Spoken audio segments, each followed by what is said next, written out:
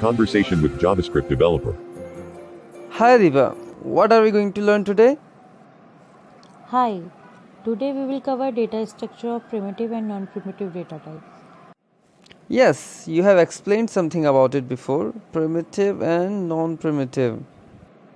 Today I will tell you about why we have primitive or non-primitive data types, what is the difference between them, and also why we need to categorize them. In JavaScript, when we declare a primitive data type, it is stored on a stack. A stack is a data structure that JavaScript uses to store static data and retrieve data quickly.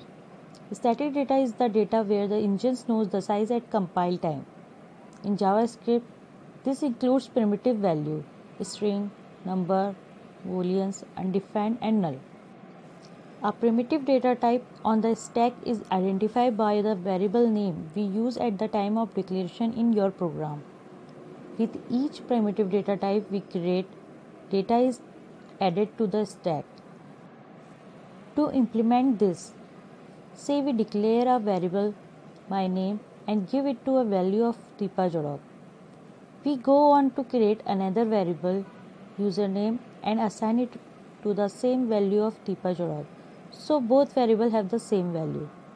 What happens on the stack is that the computer creates room for my name and stores its assigned value on the stack.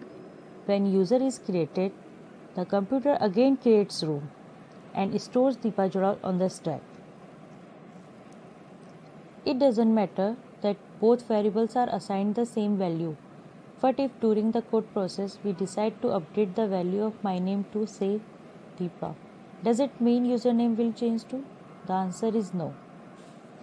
Since my name and username were stored differently on the stack, updating one of them will not affect the other, and we can experiment with that by actually trying it out in our code editor. Logging my name to the console will output Deepa and logging username will output Deepa Jarout.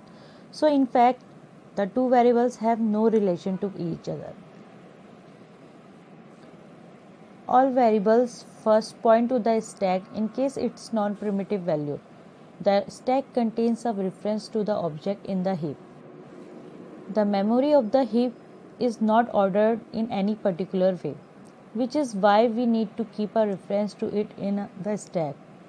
You can think of reference as address and the objects in the heap as houses that this address belongs to. The difference between non-primitive and primitive data types comes in when the computer has to store a non-primitive data type. When we create a variable and assign it a value that is non-primitive data type, the computer does not directly store that data type in that variable, as is the case with primitive types.